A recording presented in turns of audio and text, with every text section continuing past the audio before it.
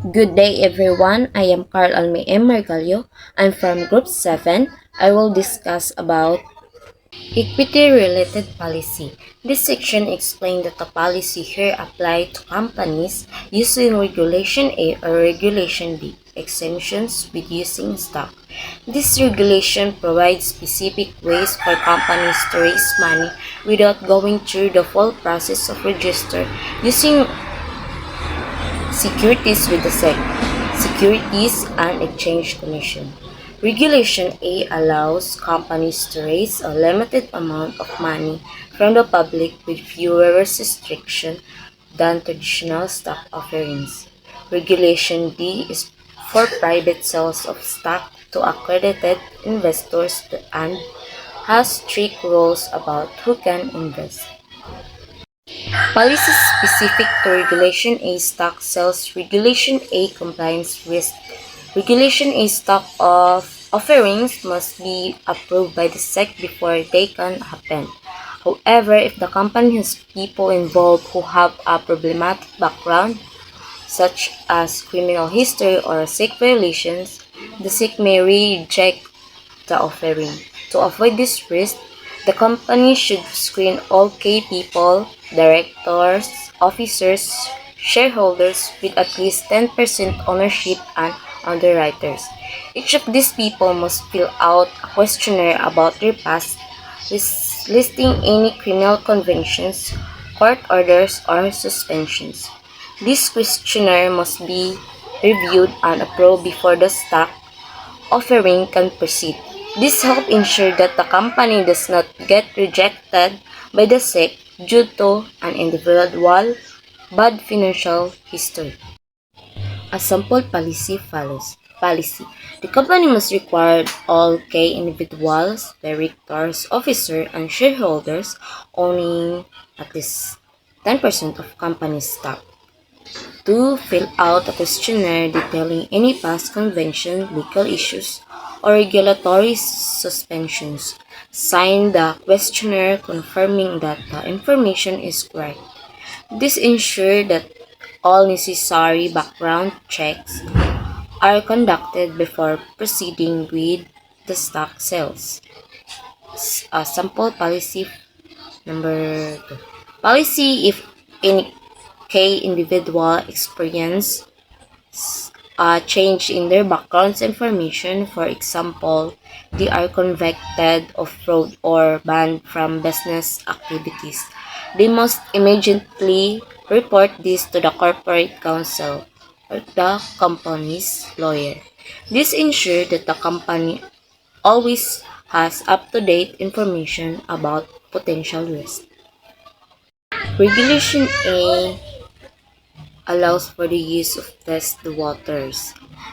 Regulation A allows companies to test investor interest before issuing stock. This is called testing the waters, which means that the company can create documents and advertisement to see if people are interested in investing. However, the content of this document is restricted.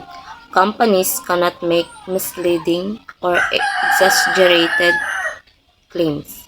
To ensure compliance, all advertising materials must be reviewed by the company's corporate counsel or lawyer before being used. This prevents legal issues and ensure that the company follows SEC guidelines. So, simple policy follow. Sample policy number 3, the company must obtain written approval from its corporate counsel before sending out any advertising or solicitation materials related to stock sales. The legal team will review and approve the marketing materials to ensure they meet legal requirements. Policy specific to Regulation D stock sales. Regulation D compliance on credited investor. Regulation D is different from Regulation A because it only allows stock sales to accredited investors, wealthy individuals, or financial institutions that meet specific financial criteria. To ensure compliance, the company must verify that investors qualify before selling unregistered securities to them. Investor must sign a statement confirming that they meet the requirements. This prevents the company from selling securities to people who do not qualify, which could lead to legal trouble. This process begins with the following policy. Investor verification policy. The company cannot sell unregistered securities unless the investor signs a document verifying that they are credited. This document serves as proof that the investor meets financial requirements and understands the rest. This ensures that the company follows Regulation D rules and only sells stock to eligible investors. All unregistered securities issued by the company must carry a restrictive legend specifying that they cannot be traded. Since Regulation D stock sales are not registered with the SEC, the company must include a warning called a restrictive legend on all issued securities. This warning tells investors that the stock cannot be freely traded. Ensure that investors understand the restriction before purchasing. So the following policy enumerate the precise restrictive language. All unregistered securities must contain a legal disclaimer stating these securities have not been registered under the Securities Act of 1933. They may not be sold, offered for sale, pledged, or hypothecated in the absence of a registration statement in effect with respect to the securities under such act or an exemption from such registration requirements. This disclaimer can only be changed if the company's lawyer approves it. This ensures that investors are aware of the limitation and cannot claim they were misled. Regulation D and General Solicitation Rules. Unlike Regulation A, Regulation D prohibits public advertising of unregistered stock sales. This means companies cannot promote their stock sales using advertisement, social media, or general solicitation. They can only approach pre-qualified accredited investors. The company should have a clear policy stating that general solicitation is not allowed. An example follows. The company must not use public advertisement, social media, or any form of general solicitation to find investors. Instead, all investor outreach must be approved in advance by corporate counsel. This prevents the company from violating Regulation D restriction and facing legal penalties. An example follows. Policy.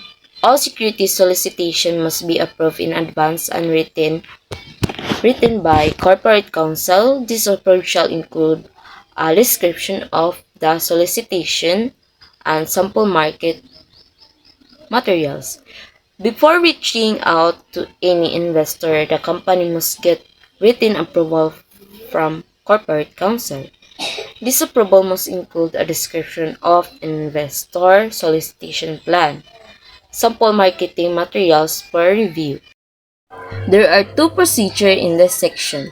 One describing the process flow for a stock sale under the Regulation A exemption, and the other describing a sale under the Regulation D exemption. The procedure used to sell stock under the Regulation A exemption is shown in Exhibit 7.1. It assumes that a company uses the test the waters option and also elect the use subsequent marketing event. The core of the procedure surrounding stock sales under a Regulation D exemption is the issuance of a package of information to each prospective investor and verification that it has been completed prior to accepting funds from and issuing any security certificates to the investor. The procedures shown in Exhibit 7.3 itemize the process flow. Please note that the investor qualification certificate shown in Exhibit 7.4 is only a portion of a full certificate since it does not make reference to several additional types of accredited investor that are not commonly found. Rule 501 of Regulation D itemizes the full range of accredited investor. The ability to issue high-quality registration documents to the SEC is the mark of a well-run company.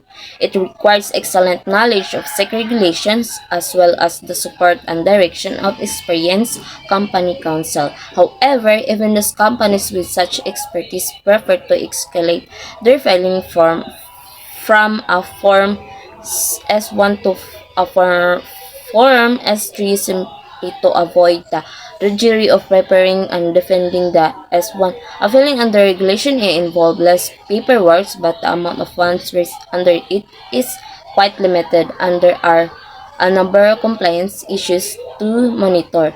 Where possible, the simplest alternative of all is a Regulation D offering, in which securities are only offered to accredited investors.